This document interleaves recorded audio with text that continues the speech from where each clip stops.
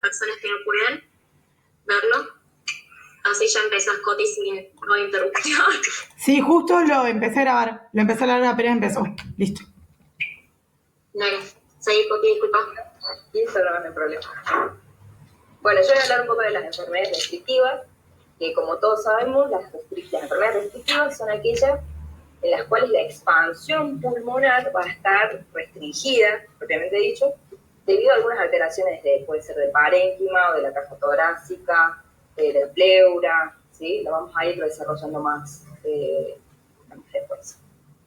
Como todos sabemos, el aparato respiratorio está formado por ciertas estructuras, comenzando por las fosas nasales, la faringe, el epiglotis, luego la laringe, la tráquea, los bronquios, y ahí se empieza a dividir toda esta parte de los bronquios en bronquiolos, bronquiolos terminales, el sacro alveolar y alveolos, ¿no? También es muy importante aclarar que el aparato respiratorio tiene músculos. Todo el cuerpo humano está regido por músculos. Como lo más importante está el diafragma, los músculos intercostales, y tenemos los accesorios de toda la parte superior de la caja torácica. Y en este final del aparato respiratorio, en este saco alveolar, vamos a tener los conductos alveolares y están como recubiertos por una red capilar de tanto la parte venosa como la parte arterial. ¿Sí? Y al final, ya en la estructura de la pared alveolar, que se comunica con este capilar, vamos a tener también otra estructura y otras células, que son las que componen este sistema y que son de importantísima función. Tenemos la célula alveolar tipo 1, a ver, no sé si el mouse acá. Células alveolar tipo 1 que tienen más función de estructura, ¿sí? Que es el neumocito tipo 1, que es la estructura principal de la pared alveolar. Como vemos acá en esta imagen, sacada de un corte histológico, este va a ser el linfocito tipo 1, que va a ser toda la estructura de la pared alveolar. Y bueno, en la función de sostén mecánico, es decir, mantener ese alveolo con su estructura. Y cuando hay lesión de este neumocito tipo 1, vamos a ver que se está reemplazado por las células de neumocito tipo 2, que van a ser estas otras células. Como vemos en la filimina anterior, el alveolo con el capilar están muy juntos, solamente los separa la membrana basal, el intersticio, ahí ese no es mi policía, el intersticio y la membrana del capilar. No sé quién tiene el micrófono prendido, chicos, pero bueno. Y este intersticio, que lo vemos acá, es donde pasa la difusión alveolar, de la difusión gaseosa del dióxido de carbono y el oxígeno, ¿sí? Bueno, que es muy pequeño el espacio entre el alveolo y el capilar. Sabemos el neumocito tipo 1. El neumocito tipo 2 es de escaso sostén estructural, esa es una motor. Es de escaso sostén estructural, va a ser metabólicamente muy activo, este es el neumocito tipo 2, que está en el alveolo, y van a tiene una función importantísima de segregar el surfactante, que es lo que va a recubrir todo el alveolo y que es el que me va a mantener al alveolo abierto, ¿sí? Y después de una lesión pulmonar, este neumocito tipo 2 es el que va a hacer la función de sostén de esta membrana, ¿sí? Se va a dividir y va a ocupar esta membrana alveolar para mantener la función de sostén, después de que el neumocito tipo 1 se haya roto. Coti, hay una pregunta en el chat que dice, te lo digo, sí. ¿Célula alveolar tipo 1 es lo mismo que el neumocito tipo 1? Exactamente. Anatómicamente es neumocito tipo 1 o célula alveolar tipo 1, igual que neumocito tipo 2 o célula alveolar tipo 2. Es lo que recubre y lo que le da la estructura al alveolo, ¿sí?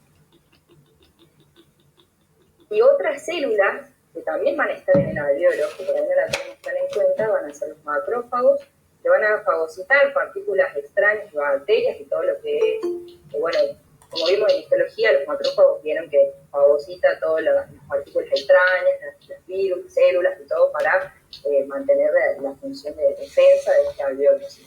Y los fibroblastos, que van a sintetizar colágeno y elastina, van a componer también el intersticio y si se depositan en grandes cantidades puede provocar fibrosis intersticial. Es decir, el fibroblasto, cuando hay una lesión pulmonar, va a ser el encargado de sintetizar el colágeno y la elastina para provocar esta cicatriz dentro del alveolo. Bueno, y el famoso intersticio, que va a ser el espacio entre el alveolo y el capilar, lo encontramos en todo el pulmón, o sea, entre alveolo y capilar, imagínense, es como un, no sé si han leído alguna vez por ahí que el capilar que recubre el alveolo es una superficie de una cancha de tenis. Imagínense eso adentro del pulmón, recubierto todo por el intersticio. Va a estar en los espacios perivasculares, en los espacios peribronquiales, alrededor de los vasos sanguíneos, las vías aéreas, en los tabiques interobulillarios, es decir, que están en todo el espacio que recubre el pulmón. Y también va a tener función de drenaje de líquido linfático, ¿sí? Que también va a constituir la parte del sistema linfático. Entonces, en la anatomía normal de este pulmón puede provocar algunas enfermedades restrictivas, tanto en el intersticio, que es en este espacio entre el alveolo y capilar, en la pleura, que se sabe es una membrana muy finita que recubre todo el pulmón. Y la pleura está constituida por dos capas, o sea, una pleura interna y una externa. Entre medio de la pleura hay como un líquido pleural que va a recubrir las amortiguaciones, como que cubre, hace de barrera también al pulmón. Tenemos la pared torácica y también tenemos las enfermedades neuromusculares que en conjunto conforman la clasificación de las enfermedades restrictivas. ¿Sí? Comenzando por la fibrosis pulmonar intersticial difusa, este va a ser el engrosamiento del intersticio de la pared alveolar. Como dijimos, el intersticio está entre el alveolo y el capilar. Entonces, cuando hay un engrosamiento de este intersticio, vamos a poder ver, como en esta radiografía, cómo ocupa todo el espacio, ¿sí? Entre el alveolo y el capilar, y se van a ver estas imágenes, como del pulmón en panal de abeja, como se puede ver claramente en esta tomografía. ¿Sí? Hay infiltrado de linfocitos, células plasmáticas, fibroblastos, así que todas estas células que van a constituir la barrera del pulmón van a segregar mucha fibrina, elastina, colágeno y va a ocupar todo el pulmón. Y los macrófagos y las células mononucleares también van a estar actuando en el interior de los alveolos, o sea, como para defensa de este pulmón. Y bueno, la estructura alveolar como que se cicatriza formando este pulmón panaleado. La clínica de esta patología en sí va a ser disnea, tos y muchas veces una patología crónica. Vamos a poder ver esta acropaquia o dedos de palillo de tambor, ¿sí? Y también vamos a presentar pacientes con cianosis por la hipoglucemia que van a tener, junto con la ocultación que van a ser sobre todo trépitos, ¿sí? La función pulmonar, como vimos, va a estar disminuida y vamos a ver una espirometría de patrón marcado restrictivamente. El tejido fibroso va a reducir la compliance, la distensibilidad, porque ese tejido que está ocupando todo el espacio intersticial va a reducir esta compliance, esta forma de moverse del pulmón, y después la vamos a ver más detenidamente. El volumen pulmonar va a estar reducido porque está muy duro este pulmón y va a necesitar más presión para disminuir. Como vemos, el volumen que entra y sale del pulmón es por presión. ¿Quién hace esa presión? El diafragma, sobre todo. Pero este volumen va a estar muy disminuido y esta presión que necesita hacer el diafragma va a ser mucho mayor. Y va a haber un deterioro de la difusión de gases por esta misma membrana que está ocupando el espacio intersticial, o sea, la difusión va a estar interrumpida por esta membrana, y va a haber hipoxia leve en reposo, y en el ejercicio desciende aún mucho más. O sea, empezamos a movernos, empieza a hacer actividad física en la persona que tiene fibrosis, y va a descender mucho la hipoxia, por eso también va a haber cianosis. Y la resistencia de las vías aéreas puede estar normal o baja, o sea, no tiene nada que ver con la vía aérea, es decir, la parte de la tráquea, de los bronquios, no va a estar afectado nada, solamente en la parte intersticial. ¿Sí? Otras enfermedades, no solamente tenemos la fibrosis pulmonar, sino también tenemos sarcoidosis, que es un tejido granulomatoso, que va a afectar varios órganos, no solamente el pulmón, como los ganglios linfáticos, los ojos, el hígado, el vaso. La neumonitis por hipersensibilidad es una reacción a una respuesta a la inhalación de polvos orgánicos, como ¿sí? El ejemplo que da el libro es de la persona que trabaja en herrería, en mineras, es decir, persona que inhala polvos orgánicos y da una neumonitis, una neumonía por estos cuerpos extraños que ingresan adentro del pulmón. Otras enfermedades restrictivas, el neumotórax espontáneo, que es una ruptura de una burbuja relacionada a la tensión mecánica de la zona del pulmón, de la zona superior del pulmón, que va a haber dolor súbito de tipo puntada y disnea, es decir, falta de aire. Se va a absorber porque las presiones de la sangre venosa es menor que la atmosférica. Y si es muy grande este neumotórax, es una urgencia médica, es decir, el paciente tiene que ir a la urgencia, a la guardia, y se tiene que hacer una radiografía para constatar este neumotórax. Se le tiene que pulsar, drenarlo para que ese pulmón expanda. Como vemos, el neumotórax, no sé si todos saben, es que el pulmón se llena de aire, ¿sí? Por esta explosión, esta ruptura de la burbuja, entonces está ocupando ese aire adentro del pulmón, y si no puedo respirar, no puedo hacer nada, entonces tiene que ir de urgente a la guardia. Algunas enfermedades restrictivas causadas por fármacos que van a provocar una reacción pulmonar aguda que puede avanzar también hacia la fibrosis. Como vemos, el oxígeno en altas concentraciones que libera radicales libres también puede dar una fibrosis pulmonar. Y enfermedades de colágeno como el lupus eritematoso sistémico, las artritis reumatoideas, la esclerosis sistémica, que son enfermedades de segregación de colágeno. Vimos que el colágeno ahí está constituido en el espacio intersticial, entonces hay mucho colágeno en ese pulmón y también da una enfermedad restrictiva. Enfermedades de la pleura, como vemos la pleura, acá en esta imagen se puede ver el neumotórax, en todas las imágenes son neumotórax, ¿sí? En esta imagen se puede ver el pulmón derecho, que está súper colapsado. Esta línea que se puede ver acá, ¿sí? Es el pulmón. Imagínense si le agarra un neumotórax espontáneo, es decir, de la nada, que te agarre esto y todo este pulmón, todo esto va a ser aire, pero aire adentro de la pleura. Tenemos una pleura torácica y una pulmonar, y tenemos aire adentro del pulmón. Y todo el pulmón, donde hace la difusión gaseosa, va a estar colapsado. Entonces esto hay que drenarlo de urgencia.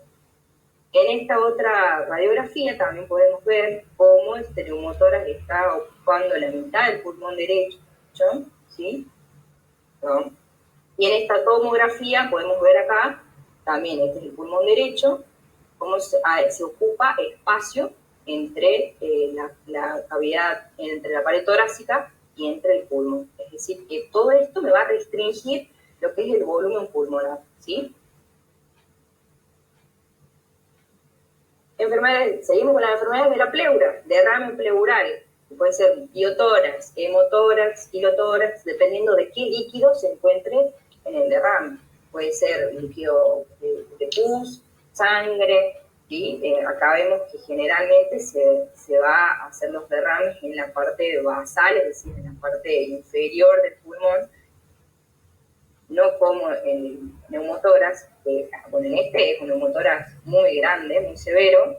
Se puede ver que el aire siempre va para arriba, en cambio el líquido siempre va para abajo, ¿sí?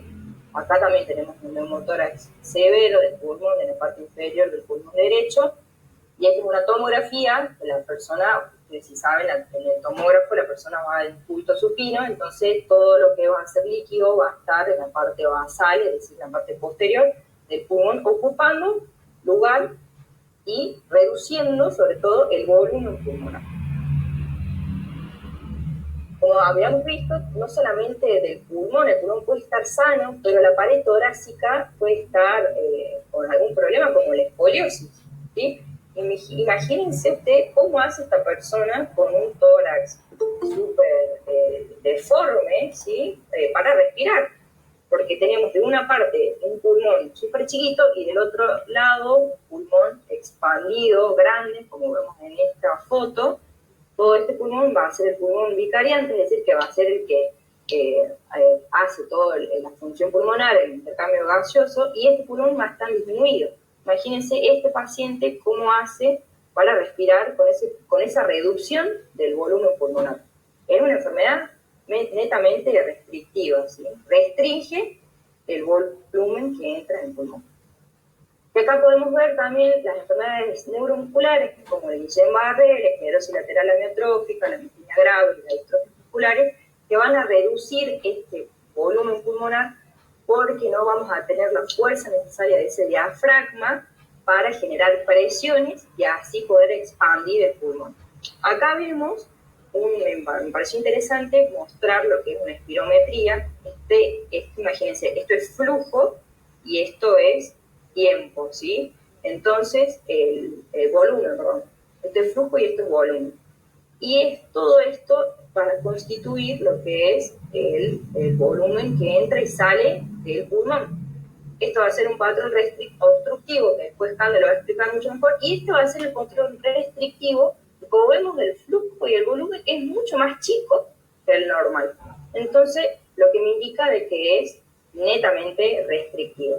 Todas estas enfermedades, que son enfermedades netamente neuromusculares, es decir, que van a afectar tanto la parte nerviosa como muscular, ese músculo no va a tener la fuerza necesaria para realizar la presión que necesite el aparato respiratorio para generar un cambio de diferencia de presión para que entre la presión adentro, no me lo va a permitir por la debilidad que tiene o por la restricción que tiene esa neurotransmisión, entonces me va a reducir mucho el volumen pulmonar.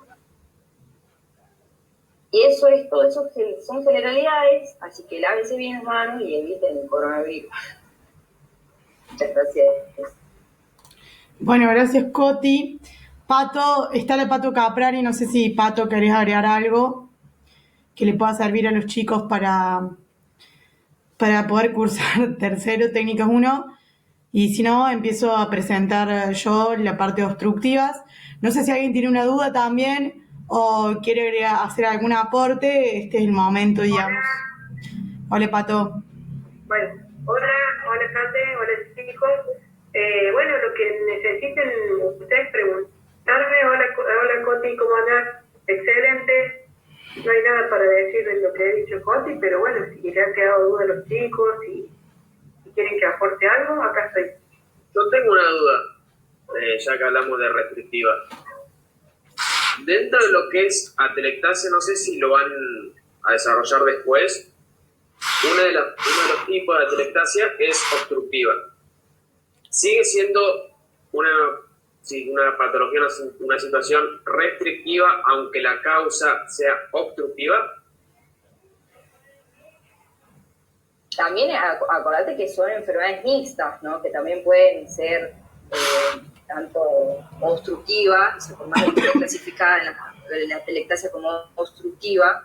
Acordate que el pulmón no es uno solo, o sea, es como que no solo vemos si es restrictiva o es obstructiva, sino que también vemos la globalidad de esa persona y terminamos siendo una enfermedad mixta, porque va a restringir este volumen pulmonar, pero a causa de una obstrucción, es decir, vamos a tener dos componentes. Excelente. Ahí puedo Sí, obvio. ahí, Coti, respecto de que bueno, está perfecto lo que dice Coti, pero es como si fuera el proceso fisiopatológico es como un momento que no se perpetúa en el tiempo, como para ya determinarlo, patología mixta. La atelectasia se va a resolver y como bien dijo Coti, o sea, hubo una causa, entonces ocurrió un fenómeno determinado, por ejemplo podría ser una obstrucción o podría ser un colapso por algo externo, o podría ser una atelectasia que ocurre porque hubo un neumotórax,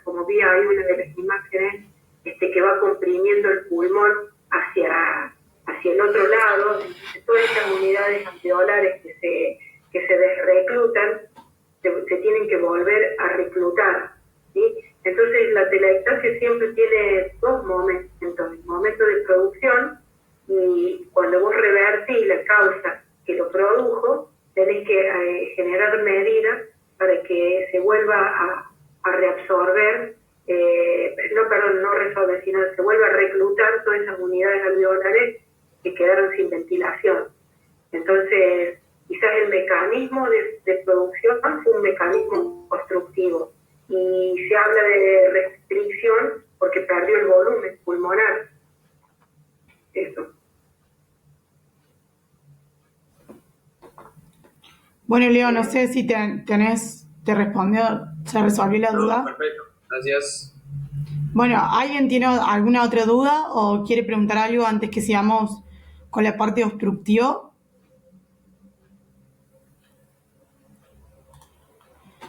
Bueno, si nadie preguntará nada, voy a ponerla.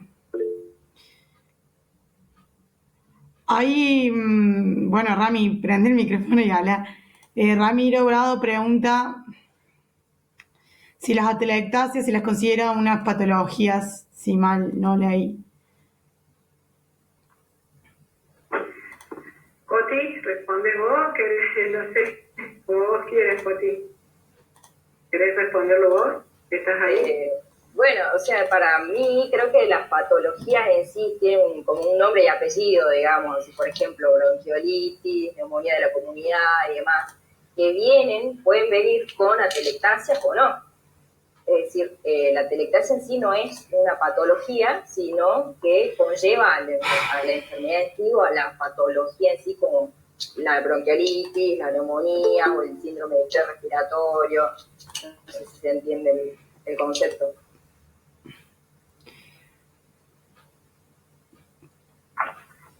Bueno, no puedo leer el chat porque me aparece que estoy presentando. Sí, se entiende perfecto. Es una consecuencia no es una patología. Por sí misma, claro. Bueno, ahora, bueno, voy a empezar si nadie tiene otra duda, empiezo a presentar. Bueno, yo me llamo Cande Amati, para los que llegaron tarde, me toca hablar ahora de enfermedades pulmonares obstructivas. Para hablar al principio pensé en hablar de generalidades, porque entender un poco en general una enfermedad, un tipo de enfermedad nos ayuda como a tener un pensamiento previo y posterior para pensar en una terapia, ¿no? Entonces, que son muy frecuentes en la población, que las diferencias entre los tipos no son claras y cambian según los autores, entonces hay que pensar en qué hacemos con eso, y que tienen alta tasa de mortalidad y morbilidad. Que todas estas enfermedades se van a caracterizar por una obstrucción en la vía respiratoria, y bueno, una carita de alguien pensando eso para que lo piensen cuando volvamos a ver esto. Más adelante lo vamos a retomar ahora. Vamos a hablar un poco de las generalidades. Es que para que vean que en nuestra población, en la Argentina, ha habido en los últimos años un aumento significativo de el EPOC, que es una de las enfermedades obstructivas, que en donde las estadísticas dicen que el aumento de la morbilidad de estas enfermedades no transmisibles se deben a los hábitos de vida que tenemos, ya sea tanto del ambiente como los que consumimos. ¿Qué quiere decir esto? Que si bien el tejido epitelial que está en el aparato respiratorio tiene respuestas a algunos factores ambientales, empeora en condiciones como esta o con consumos como estos, donde hay una combustión que es ingerida hacia un epitelio. Bueno, entonces volvemos a la carita del señor pensando y tenemos que es una obstrucción. Y una obstrucción se va a definir como algo que hay que está produciendo un cierre o un estrechamiento de un conducto por donde transcurre algo, en este caso aire. Acá podemos ver cómo hay un conducto que está liberado y cómo ahí está obstruido por la misma estructura. Esto hace que todas las enfermedades obstructivas tengan una misma característica, que es el aumento de la resistencia. Entonces, para repasar, veamos qué es la resistencia, que la resistencia es algo que se va a oponer al movimiento. Y la resistencia va a influir en la presión que necesitemos para meter un flujo, y el flujo va a ser la cantidad de volumen que tengamos que meter por el tiempo. Entonces vamos a tener que la resistencia va a estar aumentada, por un lado, por las características de las vías, y esto tengan en cuenta que es en condiciones normales, no solo cuando hay una patología. La vía de por sí sola ya tiene resistencia. ¿Por qué? Ya se lo voy a mostrar en un video. Y el tejido también tiene sus características propias, porque podemos ver que tiene cilios, microvellosidades y algunas células que tienen que ver con la función protectora que tiene este tejido para algunas sustancias. Entonces, el aumento de la resistencia se puede dar en la gran vía o en la pequeña vía. En la gran vía tiene que ver con obstrucciones que pueden ser bucales, laringeas, traqueales o bronquiales, y en la pequeña vía tiene que ver con asma, enfisema, bronquitis, bronquiectasia o bronquiolitis. Bueno, acá me puse un recordatorio que no te olvides el video. Voy a ir al video. Esperen que tengo grabando también. Bueno, se ve, bueno, no lo tengo el video. Pero se los voy a explicar para que lo vean. Era una, vamos a ir de acá, era una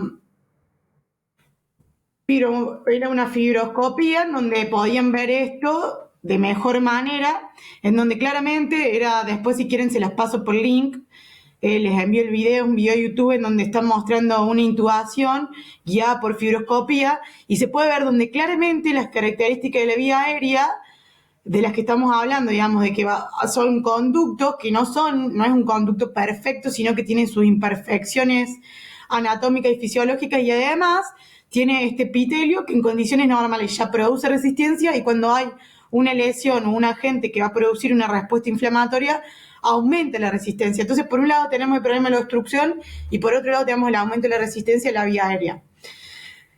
Entonces, ¿voy bien o estoy desordenada? Si alguien me puede hablar.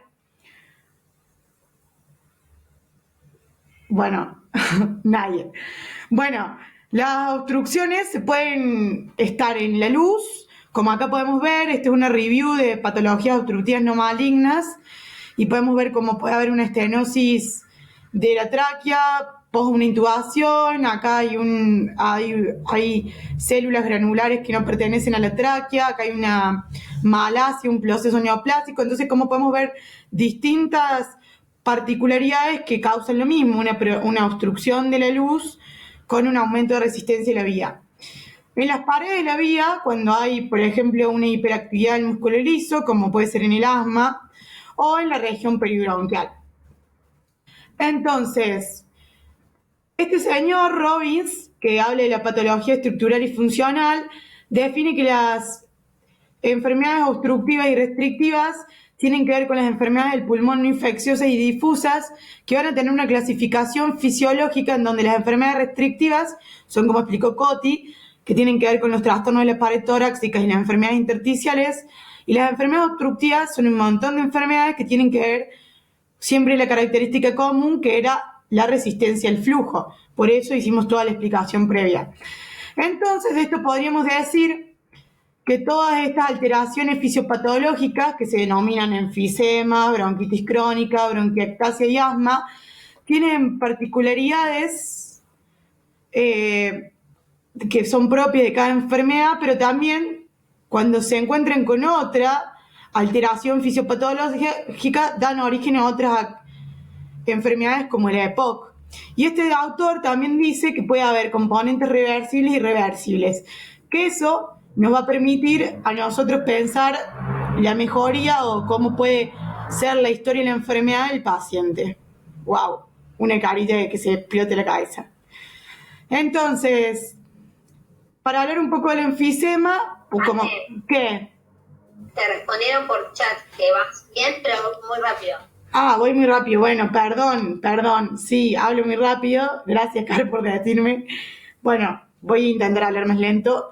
Bueno, entonces podemos ver en un enfisema cómo el tejido que va a formar las vías aéreas está aumentado de tamaño de manera irreversible, por eso hablamos de componentes irreversibles, ya hay un daño estructural y hay una ruptura de la pared alveolar con mínima fibrosis, como estuve explicando Coti, en donde vamos a encontrar una obstrucción al flujo y dependiendo de dónde va a estar ubicada esta, como dijimos, lesión estructural, nos va a dar patrones de enfisema clínicamente significativos que nos van a servir para pensar cómo tratar un paciente u otro paciente, porque a veces estas, como decimos, alteraciones fisiopatológicas también cursan con otras enfermedades. Por ejemplo, como dijimos, el EPOC no es EPOC solito, sino que es un combo, es una cajita feliz, viene con enfisema, viene con bronquiolitis, viene con...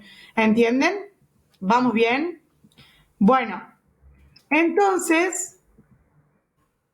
lo que yo quería que pensaran era, por un lado, la fisiología de cómo hay, o sea, cómo es en condiciones normales, en condiciones patológicas la resistencia, qué significa una obstrucción al flujo y que piensen en todas estas alteraciones fisiológicas que pueden tener un paciente. ¿Para qué? Para tener esta información clínicamente significativa, que algunos autores lo llaman también fenotipos, en donde nos permite clasificar a los pacientes en grupos y tener mejores resultados clínicos y también en la terapia. Es por eso que voy a repetir de vuelta que si bien puede haber daños en la función, la disfunción está dados por los daños estructurales que dependen en dónde están ubicados, van a ser diferentes y depende el grado de daño en la estructura puede dar una clínica diferente. Entonces vemos acá como en el enfisema, un asino normal, asino se le llama a la unidad fisioanatómica respiratoria, podemos encontrar enfisemas más distales que tienen el nombre de panacinares y enfisemas más centrales que tienen el nombre de centrocinares. Entonces, para terminar con enfisema, va a estar causado por las características que tiene el epitelio, que como dijo Coti, son de protección, pero cuando tienen un exceso en la reclutación de esas actividades metabólicas, van a terminar destruyendo la estructura. Entonces, vamos a tener que las características del epitelio van a generar modificaciones funcionales por estas sustancias que van a terminar afectando el metabolismo fisiológico y además la función. ¿Por qué? Porque hay un daño en la estructura. Bueno, esto era lo mismo que era, no voy a detenerme para no ser redundante, pero es para que piensen, después repasen el epitelio, qué tipo de características tiene, que son las basófilas, las calciformes, también pensar en los linfocitos, los mastocitos, los macrófagos y todas las funciones que tienen no solo en la actividad normal como protección, sino también cuando hay una alteración causada por algún agente. Entonces, para concluir el enfisema, la pérdida del tejido alveolar va a reducir la tracción radial de la vía aérea, lo que va a dar una obstrucción funcional y nosotros al paciente le vamos a encontrar con sibilancias, tos, dineas, tórax entonel, expiración prolongada, hiperventilación, etc. Que se le puede conocer, por ejemplo, como sopladores rosados. Entonces vemos como acá en el EPOC, que es una enfermedad obstructiva, un enfisema nos va a dar un tipo de clínica y cuando los pacientes tengan más bronquitis crónica nos puede dar otro tipo de clínica, pero siempre en el marco de una enfermedad obstructiva en donde va a haber una obstrucción y un atrapamiento aéreo.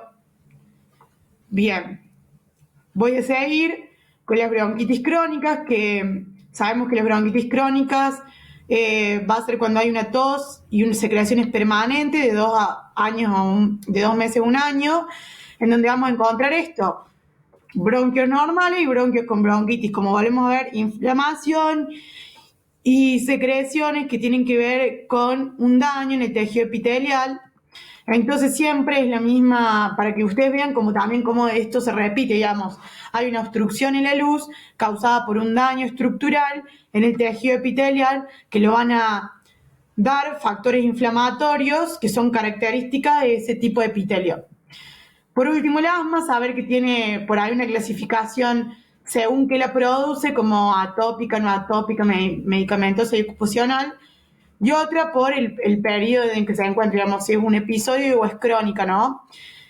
Que al asma se lo define como un broncoespasmo reversible y se da por dos cosas, por la hiperactividad del músculo liso y por un aumento en las secreciones, como pueden ver ahí en la imagen. Acá justo esto no lo deja ver bien, pero bueno, como pueden ver ahí en la imagen, hay una hiperactividad del músculo liso y una mayor producción de moco. Bueno, paso. Ahí está. Bueno, entonces la patogenia tiene que ver, como decíamos, con estos desencadenamientos fisiológicos y metabólicos que se dan, que lo que van a producir, como ven acá, es una alteración del epitelio y una producción de moco, y esto, como volvíamos a decir, un episodio, bueno, es un componente reversible. El problema, ¿cuál es? Cuando hay componentes irreversibles, como vemos acá, que hay un engrosamiento de las capas, tenemos un tejido más vascularizado, una hipertrofia del músculo liso, tenemos una hipertrofia de las glándulas, hay fibrosis del tejido. Entonces, para terminar, las bronquiectasias, como son la última fisiopatología estructural de las que propone este autor, que las consideramos como dilataciones anómalas permanentes en las vías respiratorias, en donde podemos ver que hay una pérdida de cilios, un incremento de la mucosidad y una destrucción de la pared. ¿Qué vuelve a hacer? Es lo mismo que volvemos a decir. Hay una obstrucción que va a generar una disminución del flujo, lo que nos va a traer a nosotros problemas. Ahora igual vamos a llegar a una conclusión. Yo lo que pensaba hoy, que les pensaba decir en el video, que no me funcionó porque estas cosas siempre pasan, es que ustedes imagínense que vienen por la Ambrosio Olmos en bici y si no hay tránsito, bajan joya, o sea, bajan cagando. En cambio, ¿qué pasa si hay viento, si hay lluvia? Bueno, lo mismo tiene que pasar en la vía aérea, digamos. Hay algo que tiene que pasar en condiciones normales. Pasa con dificultad, pero pasa, cubriendo las demandas metabólicas de los pacientes. En estas condiciones patológicas no pasa. Y a veces pasa y queda atrapado. Y esa es lo que tenemos que tener en cuenta nosotros, porque tienen que ser en lo que nos basemos nuestros objetivos terapéuticos. Entonces, ¿cuál es la importancia de la fisiopatología estructural para la terapia? Sería pensar que hay enfermedades pulmonares con alteraciones fisiopatológicas, que las enfermedades pulmonares pueden ser, por ejemplo, inflamatorias, tumorales, traumáticas. Las alteraciones fisiopatológicas que vamos a tener son las obstructivas, restrictivas y vasculares, que es un poco lo que les intentamos explicar con la COTI, y que eso van a generar una disfunción.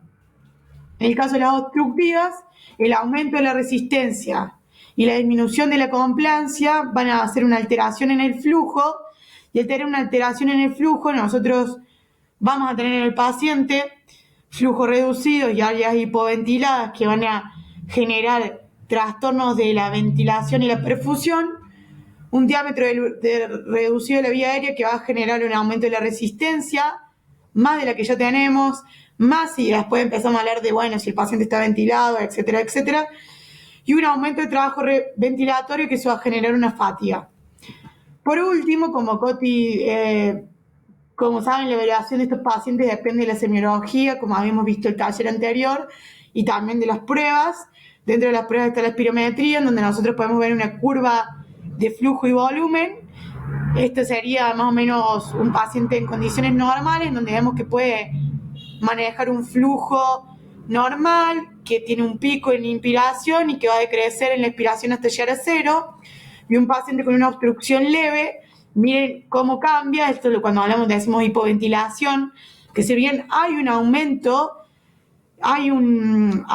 del flujo inicial, en la inspiración parecía un patrón normal, vemos que la cantidad de volumen que mete es reducida al lado de una persona en condiciones no patológicas, y se complica mucho más cuando hay obstrucciones graves, en donde, por ejemplo, podemos ver que no, ni siquiera llega a meter el flujo que nosotros pretendemos, los volúmenes son muy chicos y hay un gran atrapamiento aéreo y una expiración prolongada para sacar el aire. Bueno, ¿Qué significaría la curva en los valores negativos? los balones, esto es la inspiración, esto es la expiración. Acá se está llenando aire, acá está sacando el aire. Perdona que te corte. Sí, La gráfica sale así, en el sentido de que en la inspiración entra relativamente normal, al ser activo, como se dilata la vía, permite el ingreso de aire, obviamente no en las mismas cantidades que en una situación normal, pero claro. se ve cómo se va alargando mucho hacia la derecha, está aumentando mucho. El tiempo expiratorio, claro, el tiempo de la expiración. Porque al ser pasiva la expiración, no hay dilatación de la vía y por ende la obstrucción molesta, por decirlo de alguna forma, mucho más. Claro, tiene que ver con eso y también tiene que ver con la pérdida de la distensibilidad. Cuando hay una disminución de la compliance en todas estas enfermedades que hablamos con la COTI, porque hay una destrucción de la estructura, el paciente, si bien la expiración es pasiva, va a tener atrapamiento aéreo y muchas posibilidades, o sea, hay muchas dificultades para sacar todo el aire. Inclusive vean cómo acá todavía en 4 segundos de expiración no alcanza a sacar el aire. Y o sea, Andrés, ¿qué? perdón. Sí. Es una espirometría, no es pasiva. Ojo con ese concepto. Claro, o sea, estaba hablando de la expiración en general. Pero está bien que lo... Pero esa imagen es de una espirometría. Claro. La espirometría es una prueba esfuerzo dependiente, bajo ningún punto es pasiva.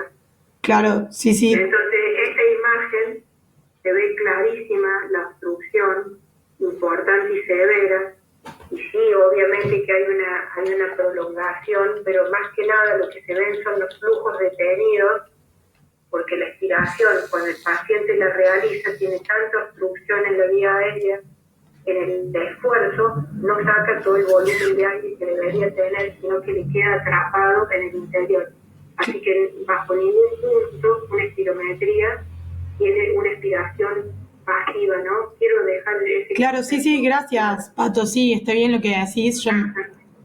Claro, esta prueba es con esfuerzo, pero creo que lo que responde a la pregunta, como dijo la profe, es que al haber un atrapamiento aéreo hay atrapamiento aéreo y hay dificultades para hacer una expiración, vemos que en un tiempo más prolongado, que acá serían 3 segundos, acá en 4 segundos todavía no llega a sacar todo el aire. No sé si respondimos la pregunta. Sí, excelente, 10 puntos. Genial. Bueno, ya ahí terminaba mi parte. Esta imagen la encontré porque me gusta reflexionar de las cosas y tenemos que pensar en cómo como terapeutas pensamos en la prevención, también en el trabajo continuo con estos pacientes, no solo cuando ya las cosas son irreversibles, también un poco con cuidarse uno. Yo a veces soy muy hipócrita porque fumo de vez en cuando socialmente y eso está mal, pero bueno.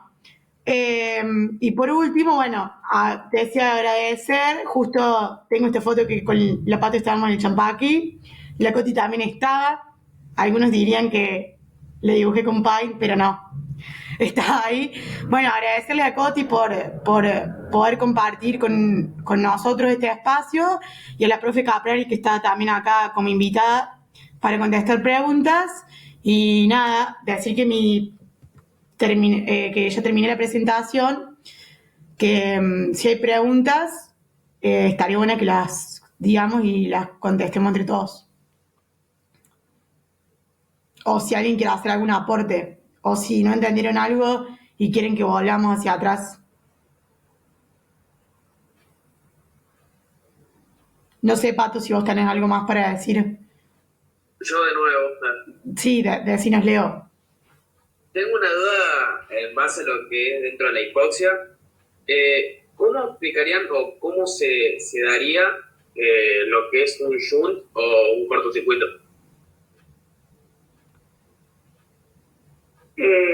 Bueno, puedo decir clínicamente, una telangiectasia es un ejemplo, por ejemplo. por ejemplo, perdón la redundancia.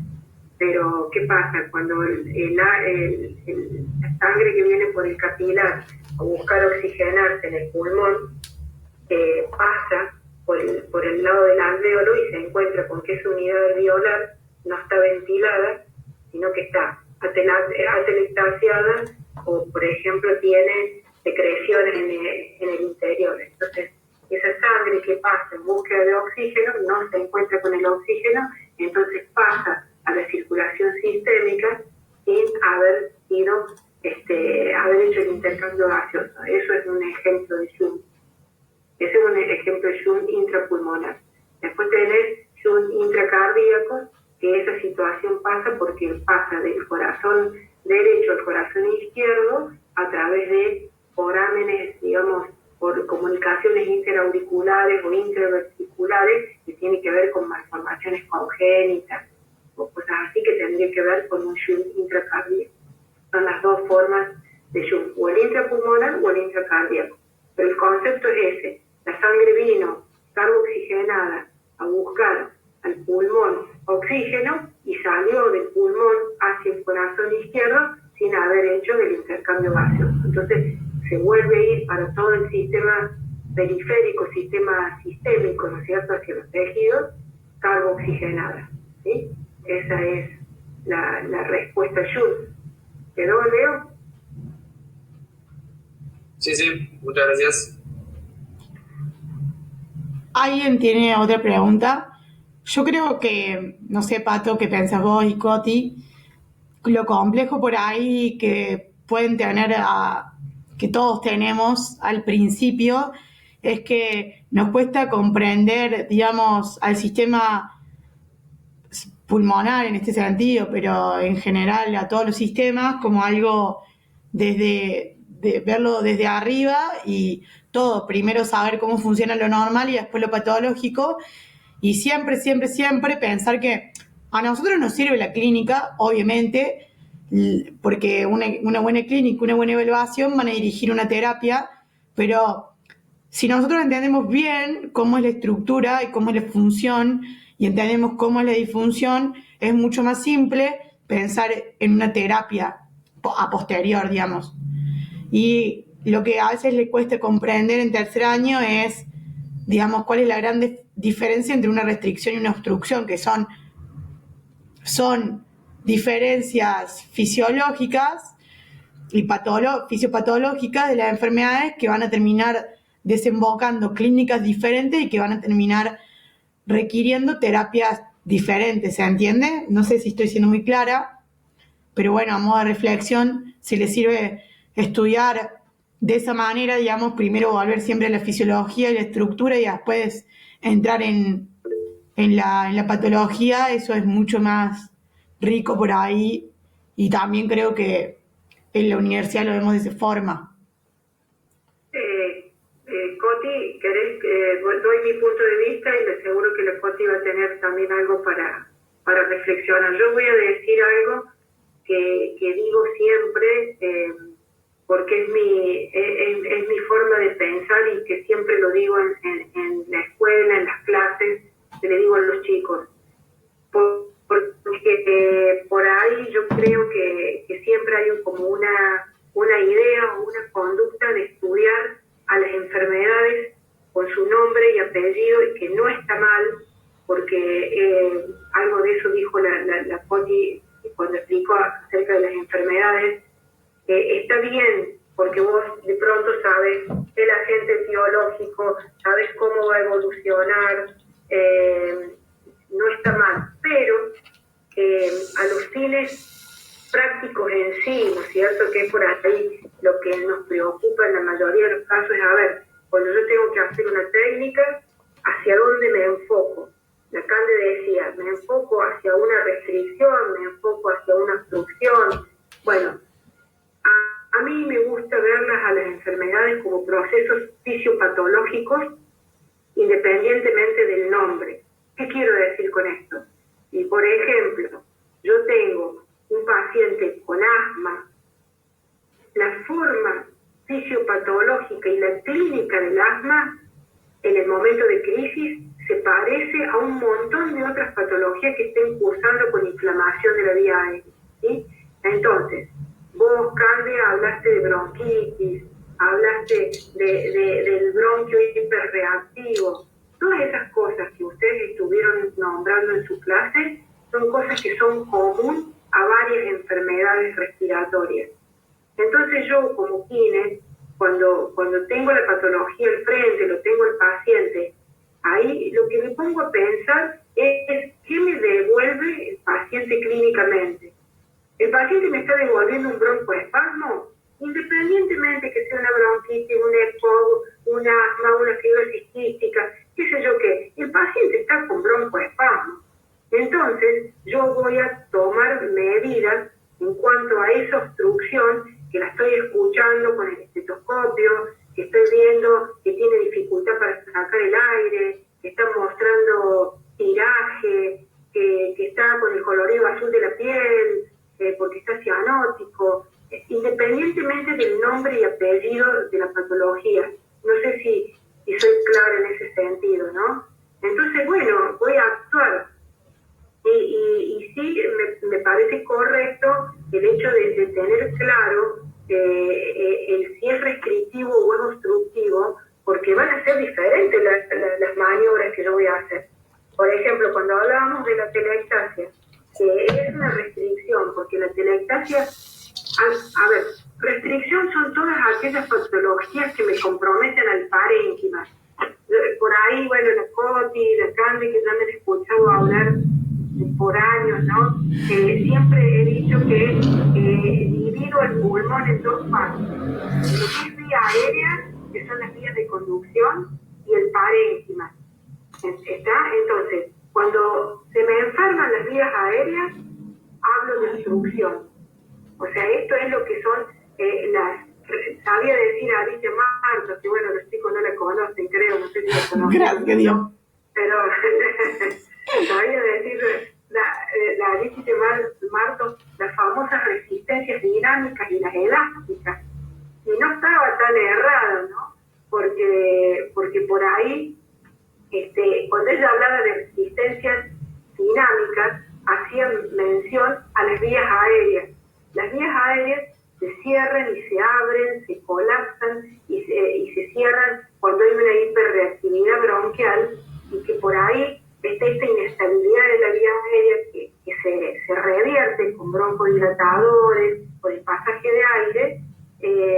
Es lo que me marca el comportamiento del aire que entra y sale, y que me genera resistencia a los flujos, y que me habla de las patologías obstructivas.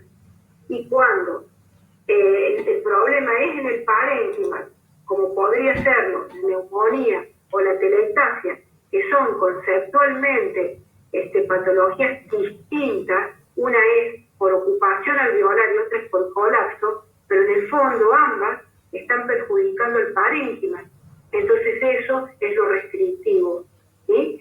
Entonces, yo tengo que identificar el problema, porque voy a hacer cosas diferentes, ¿sí? En cada cual, ¿no? Si es una restrictiva, tendré que volverle a devolver volumen en esas unidades alveolares, y si es obstructiva, tendré que generar maniobras que me permitan hacer un clearance, una limpieza de la vía aérea, o, por ejemplo, un broncodilatador que me permita dilatar la vía aérea.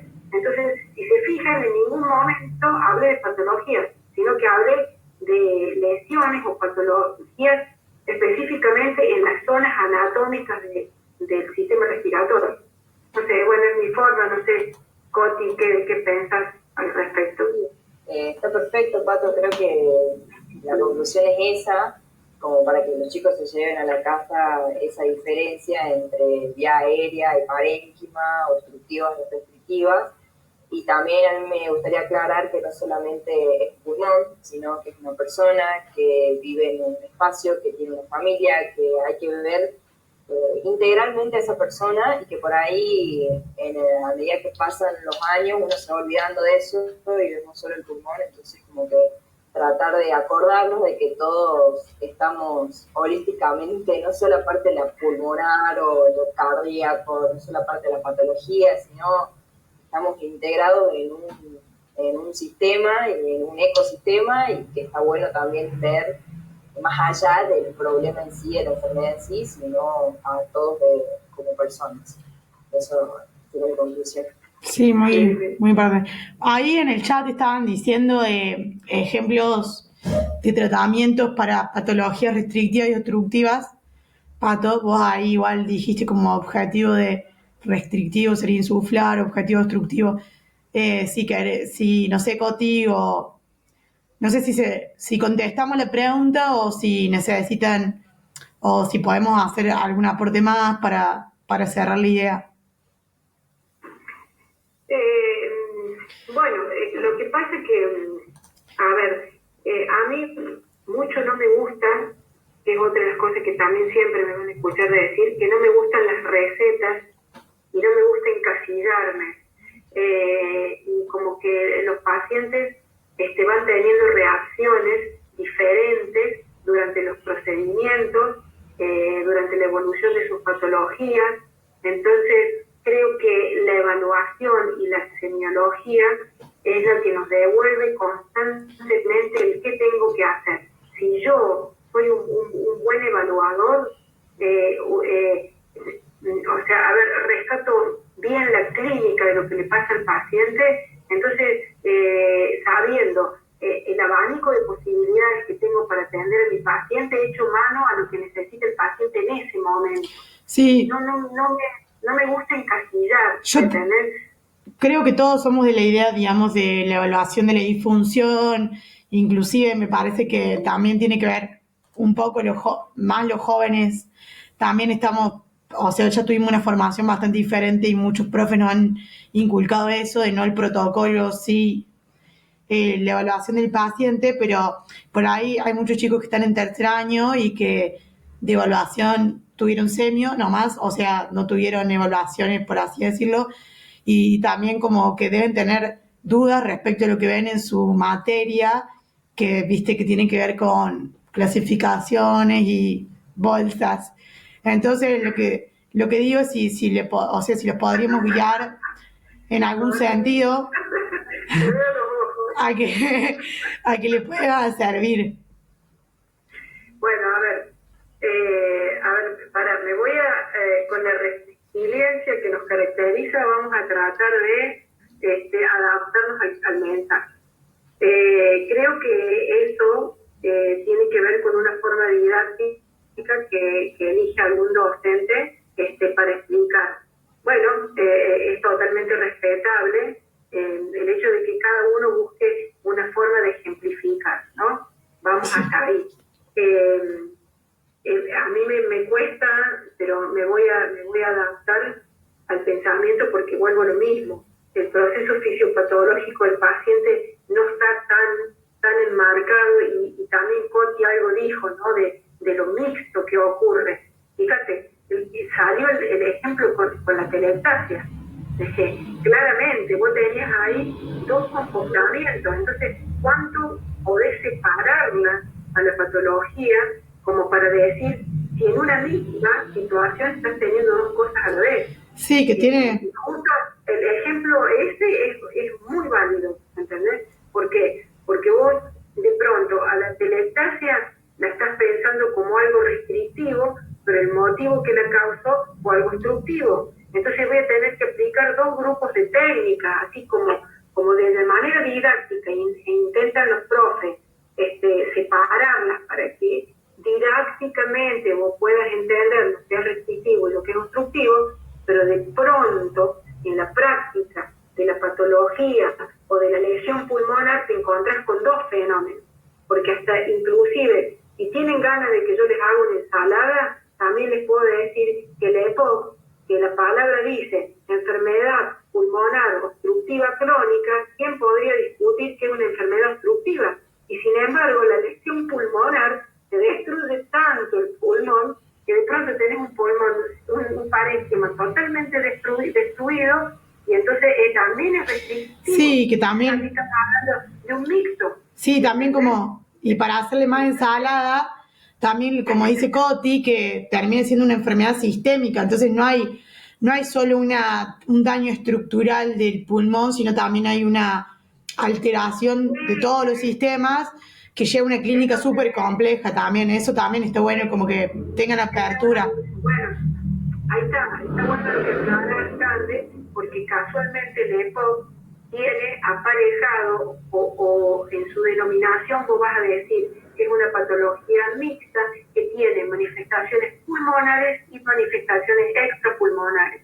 Las manifestaciones extrapulmonares se ven reflejadas en toda la disfunción de los músculos por toda esta mala oxigenación tisular que destruye, digamos, hay una cascada, ¿no?, de manifestaciones a nivel muscular y que hace que el paciente tenga una disnea que es constante, que tiene la disnea de los diferentes grados de disnea, que eso ya lo saben los chicos de tercero porcemio. Estos grados, ¿no?, en los que está la disnea le va a generar dificultades al paciente, qué sé yo, para vestirse, para comer, para peinarse, bueno, eso ya lo vieron, que tiene que ver con la semiología pura. Pero ¿a qué quiero ir? A que de pronto este paciente vos lo vas a tratar en la parte pulmonar, porque tiene sus secreciones, sus alteraciones pulmonares, pero a su vez lo vas a tener que llevar a un gimnasio, hacer entrenamiento, que es la famosa rehabilitación pulmonar del paciente. Entonces, la verdad que estamos hablando de un tratamiento totalmente integral. Así que imagínate la bolsa, ¿a dónde nos queda? O sea, es una bolsa toda junta. Sí, ni hablar. Cantidad de cosas juntas en un mismo paciente. Sí, inclusive después, digamos, pensando en la terapia, en la heterogeneidad de pacientes y en la cantidad de lugares que podés trabajar, que los que les guste más respi, capaz de piso. Vos corregime, Pato, si me equivoco, pero por cosas que yo he visto, digamos que también depende en el lugar en donde estemos trabajando, qué tipo de paciente vamos a tener. O sea, también les puede tocar que estén en algún lugar haciendo respi, que haya pulmones sanos en cuerpos no tan sanos que también requieren una atención respiratoria. Si bien estas enfermedades de las que hablamos ahora hay una alteración del parenquima pulmonar y del sistema respiratorio en general, también les podría tocar, que eso sería otro tema, otro taller, tratar a personas que no tengan alteraciones a nivel funcional en los pulmones, pero sí que tengan otro tipo de alteración que puede llegar o sea, que se manifieste también en pulmonar y donde nosotros también tenemos que trabajar. Entonces, es como que de repente nosotros vamos juntando un montón de cositas en nuestra mochila y que cuando tenemos al paciente, es como decís, lo único que al final te salva es la evaluación, el ojo clínico y más o menos saber qué hacer adelante de cada clínica o de cada manifestación del paciente y tratar lo que el paciente le está pasando y no cómo se debería comportar la enfermedad. Es que genial lo que acabas de decir, es interesante porque sí, bueno, hay chicos de tercero y que están empezando a tener sus primeros contactos con las técnicas. Mi consejo es, sumen, están en tercero. ¿Qué quiere decir estar en tercero? Que hoy empiezan con algo, van a llegar a cuarto y les van a dar más cosas, y van a llegar a quinto y le van a dar más cosas. Todas esas cosas van a entrar en la mochila que decía la Cande y que van a tener el abanico de técnicas y de opciones para atender al paciente. Así que me parece genial lo que acabas de decir, porque cada paciente tiene su particularidad y para un mismo broncoespasmo tenés pacientes que reaccionan de diferente manera. No existe un solo tipo de broncoespasmo, existen miles de reacciones, miles de respuestas, entonces bueno, te vas a tener que adaptar y honestamente suena como que soy fundamentalista porque estoy en serio, porque estoy en evaluaciones, pero idealista. O sea, tiene que ver con la evaluación. O sea, si yo no evalúo, no sé qué hacer, no existen cuestiones y tratamientos estereotipados y sistematizados.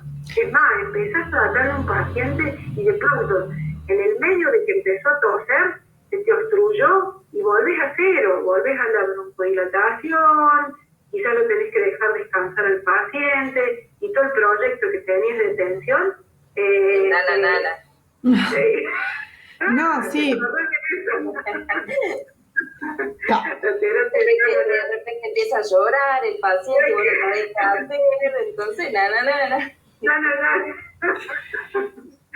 Y bueno, nos reímos porque, bueno, esto lo he dicho alguna vez, la terapia del nada. Bueno, En definitiva, bueno, es eso. Ahora, la tranquilidad que les dejo a los chicos que tienen que estudiarlo de esta manera, traten de pensarlo desde el punto de vista didáctico y piensen en que hay, ¿cómo decirles? A ver, para la obstrucción, piénsenlo siempre así. Si estamos hablando de patologías obstructivas, busquen todas técnicas que trabajen sobre las vías aéreas, ¿sí? Todas las que tienen que ver con el clearance, con la limpieza. Clearance es limpiar, ¿verdad? O sea, entonces, clearance de vía aérea habla de que tengo que sacar secreciones que están en esas vías aéreas y que responden a todas técnicas que manejan los flujos de velocidades de flujo que van a arrastrar secreciones desde lo más periférico a lo más central. Mientras que cuando tengo patologías restrictivas, lo que yo pienso en todas aquellas técnicas inspiratorias dependientes. ¿Qué quiere decir? Que busco meterle volumen al pulmón para inflarlo. Entonces van a requerir mucha inspiración. Son técnicas inspiratorias dependientes. Mientras que cuando tengo que limpiar, voy a buscar técnicas expiratorias dependientes. Lo inspiratorio infla, lo expiratorio barre, ¿sí? Y cuando la patología es combinada, hace de las dos. ¿Entiendes? No sé sí, si vio el... para mí clarísimo. No sé si alguien más tiene alguna pregunta sobre los temas que pusimos o algún aporte. Si nadie tiene más, podemos hablar de astrología, no sé, de los signos. Bueno, yo los despido porque estoy desde las 7:30 de la mañana, he hecho un continuado, así que bueno, les mando un beso grande y nos vemos pronto. Cuando Bueno. necesiten, me encuentran y puedo estar. Sí, Bueno. les mando un beso a todos. Bueno, nos despedimos todos, creo. Chao, Pato, gracias. Chao. Nada, chao. Bueno chicos, yo también me voy, que estoy desde no sé qué hora despierta. Así que les mando un beso grande a todos y estudien mucho, porque son unos cracks todos. Ajá. Así que bueno. Gracias, Adiós. Coti. Nos vemos en la próxima. Cualquier cosa, Un beso. acá estamos. Bueno, yo ahora mismo, un saludo a todos y nos vemos.